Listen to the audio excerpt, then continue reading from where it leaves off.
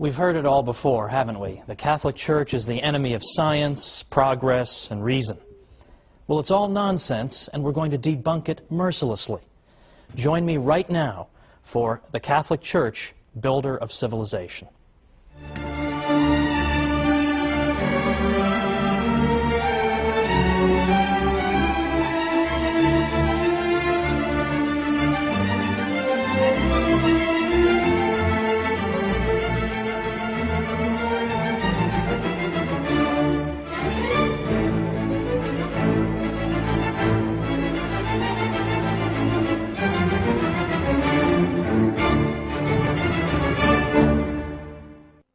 Welcome to the Catholic Church, Builder of Civilization.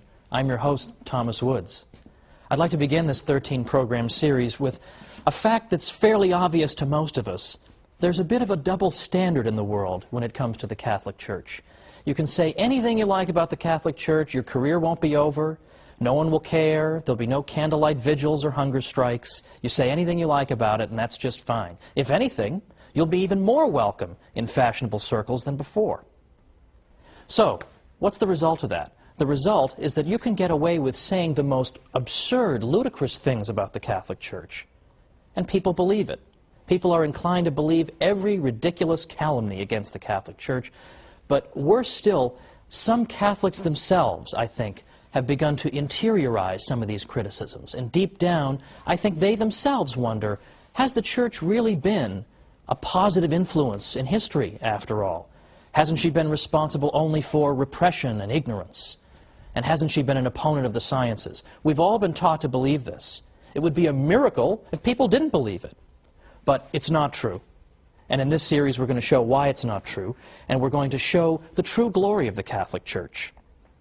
Now, the attacks on the Catholic Church and on religious belief in general have accelerated just over the past 5 years or so. We've already seen in recent years, best-selling books by Richard Dawkins and Daniel Dennett and Sam Harris condemning religious belief in general as irrational and foolish, and in effect they're saying to children in this country, your parents are stupid for teaching you the faith. Worse than that is that after the July 7th, 2005 bombings in London, what we began to see is this trend, that Islamic terrorism is now giving intellectuals an excuse to oppose all religion. The argument being that all religion is irrational, all religion can give rise to violence, so it should all be condemned. So, for example, in Scotland's Sunday Herald, we read Muriel Gray saying, "The cause of all this misery, mayhem, violence, terror, and ignorance is, of course, religion itself." And she called religion Dark Ages nonsense. For the government of a secular country such as ours, she said, to treat religion as if it had real merit, instead of regarding it as a ridiculous anachronism, which education, wisdom, and experience can hopefully overcome in time, is one of the most depressing developments of the 21st century. Now, I'll leave aside the fact that she doesn't know how to use the word hopefully correctly. That's another matter. The point is, this is our critic. Another critic, Polly Toynbee in the London Guardian, said, "It is now time to get serious about all religion and draw a firm line between the real world and the world of dreams." In the London Spectator, Matthew Paris said, "What unites an extremist mullah with a Catholic priest or evangelical Protestant minister is actually much more significant and interesting than what divides him from them." Well, these criticisms have become routine. Day in and day out we hear them. All religion is the enemy of progress. But the Catholic Church in particular is consistently viewed as the enemy of science and progress and knowledge. Consistently. Now, why is that? How did that happen? In part, it began 200 years ago or more in the so-called Enlightenment, which was a period in 18th century European history in which the intellectual classes became extraordinarily hostile to the Church. They disparaged the Middle Ages consistently. In fact, that's why they had the word Enlightenment. Because the idea was that before the Enlightenment, before the wonderful 18th century, all we had was misery and backwardness and ignorance fostered by the Catholic Church. But now, thankfully, we have secular intellectuals to bring us enlightenment. I sometimes think that the most depressing job on earth must be to be a history professor who teaches about the Middle Ages. It must be the most depressing job on earth. All day long, you lecture about the Middle Ages, and you say, Middle Ages weren't so bad. In fact, a lot of great things happened in the Middle Ages. Catholic Church made a lot of great things possible. You lecture on this all day long. You write books and articles on it. You even appear on television. You appear on radio, and you talk about it. And what happens? You get home at night, you turn on the TV, nothing you've done has made any effect. Everybody still believes the Middle Ages was a time of ignorance and repression, and it was all the fault of the Catholic Church. All of that stuff, in effect, cannot be dislodged. It must be extremely depressing. Now, why are these falsehoods so resistant to the truth? Why is it so hard to get people to change their minds on this?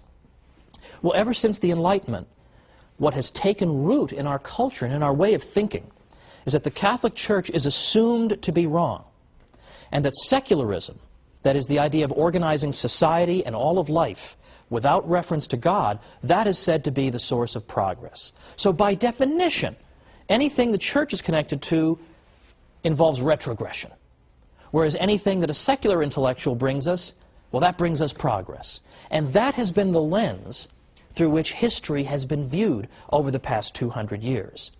That's why it's only over the past maybe 50 years that we've begun to see historians finally cracking through this nonsense and finally saying, wait a minute, not only did the Catholic Church not obstruct the sciences, she may have helped to foster them. Not only did secularists not invent the science of economics, for example, but in fact it turns out it was Catholic priests and professors who developed the ideas of economics centuries earlier, and on and on and on. But it's taken a long time to crack through this accepted idea that the Church is responsible for retrogression and ignorance. It's taken forever. Now let's think about some of these areas in which the Catholic Church has really built our civilization. I mean, I choose that word advisedly. Why is it that the Catholic Church can be said to be her builder? Well, for example, consider how we think about charity, charitable work. We think that you're engaged in charity when you help somebody without any expectation of a reward, when you do it because it's good and it's right to do it.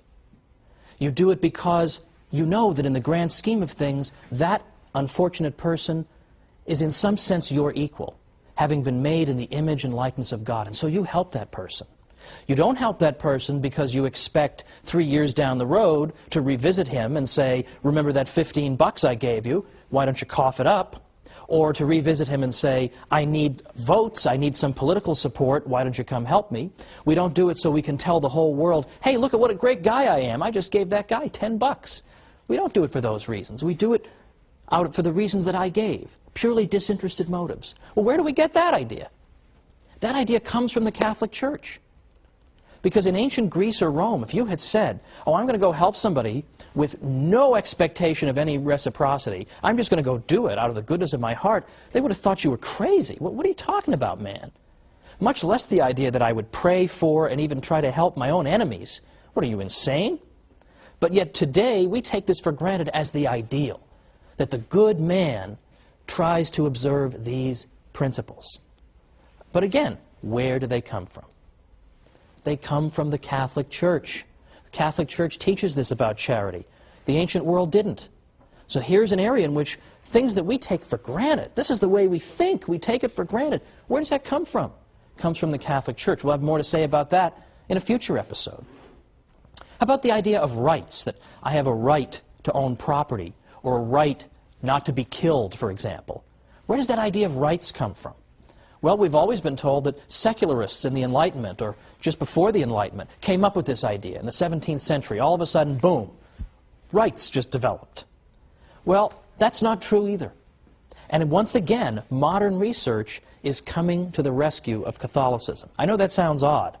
You think modern researchers, you want to run the other way.